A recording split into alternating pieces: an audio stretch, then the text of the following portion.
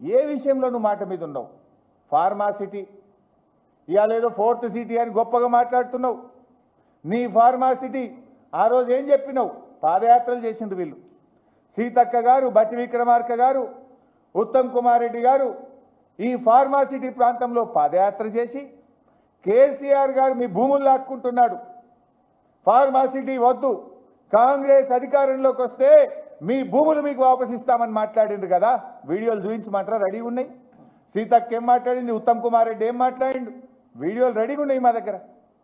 ఆ రోజేమో కాంగ్రెస్ అధికారంలోకి వస్తే మీ భూములు మీకు వాపసిస్తామన్నారు. కానీ ఇవాళ ఏమంటుండ్రు?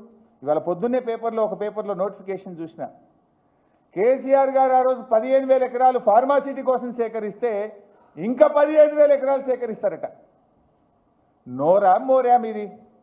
భూములు వాపసిస్తామన్న మీరు మరో 15,000 ఎకరాల భూమి సేకరిస్తాము అని చెప్తే మీకేమన్నా కొద్దిగానే ఉన్నదా?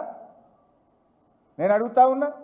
నిజంగా మీరు మాట మీద నిలబెట్టేవాళ్ళు అయితే, ప్రజలకు ఇచ్చిన హామీ నిలుపుకునేటోళ్ళు అయితే ఫార్మాసిటీ భూములు తిరిగి వాపసు ఇయ్యద్దా? దాని మీద డ్రామా. హైకోర్టులోనేమో ఫార్మాసిటీ కొనసాగుతుందని అఫిడవిట్ వేస్తారు, అసెంబ్లీలోనేమో 4th సిటీ అంటారు. ఎక్కడి 4th సిటీ? ఎవరా భూమి సేకరించిండ్రు?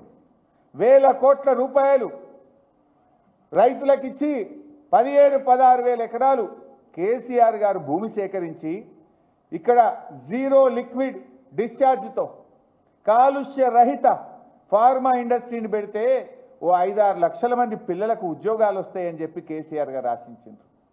నువ్వేమో ఇప్పుడు ఆ ఫార్మాసిటీ పెట్టకుండా రియల్ ఎస్టేట్ వ్యాపారం చేస్తున్నావు. ఆ భూములు అమ్ముకొని ప్రభుత్వానికి ఆదాయం తెచ్చుకునే ప్రయత్నం చేస్తున్నావు.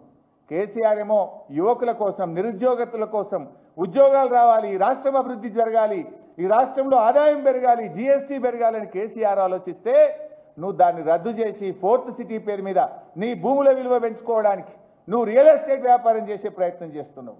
రేవంత్ రెడ్డి చీమునెత్తురుంటే, మాట మీద ఉండేటట్టు అయితే ఆనాడు కాంగ్రెస్ పార్టీ ఫార్మాసిటీ భూములు వాపసిస్తామన్నారు. అయితే భూములు వాపసు ఇవ్వండి, లేదా ఫార్మాసిటీ పెట్టి నిరుద్యోగ యువతకు ఉద్యోగాలు వచ్చేటట్టు చేయి. ఇది అబద్ధం కాదా?